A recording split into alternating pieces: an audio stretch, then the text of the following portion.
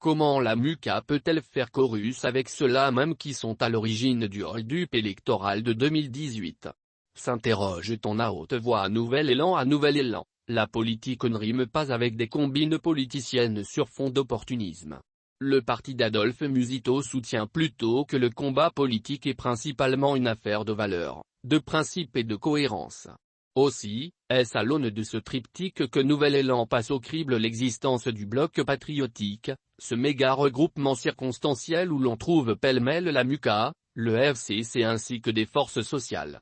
À la formation d'Adolphe Musito, cet attelage pose problème et interroge les fondamentaux même de la MUCA.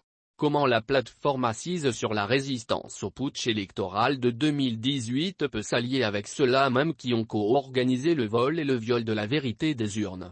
Le FCC, poursuit Nouvel Élan, fait partie des artisans du déni de la volonté du peuple exprimée lors de la présidentielle de décembre 2018.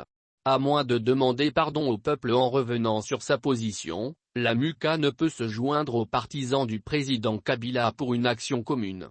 À moins aussi que le FCC fasse publiquement amende honorable. Sinon, le combat même de la MUCA perdrait toute son essence et son sens. En clair, si Nouvel Élan entend soutenir la démarche citoyenne et patriotique des laïcs catholiques et protestants visant à obtenir des réformes électorales consensuelles, il ne saurait cependant cautionner le reniement des fondamentaux de son combat né de la contestation du hold-up électoral opéré par les partenaires de 2018. Donc, oui au sit-in initié par les forces sociales, mais non au bloc patriotique. Mais si l'objectif poursuivi ne pose aucun problème au sein de Nouvel Élan, le parti cher à Adolphe Musito se dit, par contre, non disposé à le réaliser avec le bloc patriotique.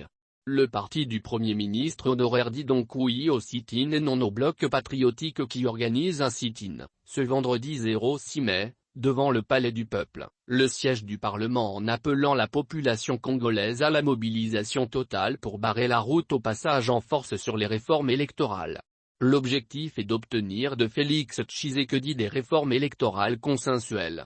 À l'origine le bloc patriotique était constitué de représentants du CALC, Conseil de l'apostolat des laïcs catholiques du Congo, du Milapro, ministère des laïcs protestants, avec quelques forces politiques et sociales notamment la coalition La MUCA, de l'Ensemble pour le République de Moïse Katumbi, du FCC, Front commun pour le Congo, de Nouvel Élan. Nouvel Élan refuse donc de se mettre, dit-il, avec ceux qui avaient trahi le peuple congolais en 2018 en lui volant sa victoire. Si certains membres de la coalition La MUCA croient que nous pouvons nous mettre avec les kabylistes, mieux avec Joseph Kabila, dans ce cas, nous devons demander pardon au peuple congolais pour l'avoir menti en lui disant que notre candidat avait gagné à la présidentielle de décembre 2018, a expliqué un cadre de Nouvel Élan. Et de poursuivre en s'interrogeant, si nous avions tort d'accuser Joseph Kabila à l'issue de la présidentielle de décembre 2018, à quoi aura servi notre combat sur la vérité des urnes? Pour ce cadre du parti d'Adolphe Musito, cité par Congo Nouveau, Nouvel Élan ne pourra composer avec les kabylistes, à condition que Joseph Kabila demande publiquement pardon au peuple congolais pour lui avoir volé sa victoire. Si c'est pour accompagner les églises catholiques et protestantes qui mènent le même combat que la MUCA en ce qui concerne les réformes électorales, Nouvel Élan est partant sans hésitation, a-t-il conclu. Dans l'entretemps, en attendant de savoir si les membres de la coalition se mettront d'accord sur la possibilité de se lier ou non avec le bloc patriotique, le président de la Chambre basse du Parlement, Christophe Ambozo a, au cours de la plénière du lundi 2 mai dernier, rappelé que le débat sur la réforme de la loi électorale devrait se tenir au sein du Parlement et non ailleurs. Cette prise de position du camp Tshisekedi n'est pas de nature à faciliter les choses. Par conséquent, elle donne lieu au durcissement du ton du côté des forces politiques dont le combat est la dépolitisation de la Commission électorale nationale indépendante, CENI, et surtout des élections qui n'engendreront pas des contestations. Pour rappel, les forces sociales et politiques de la nation, FSPN, réunies au sein d'une structure dénommée Bloc patriotique, avec en première ligne les laïcs catholiques, CALC, et protestants, Milapro, ont annoncé dernièrement la reprise des manifestations publiques et pacifiques.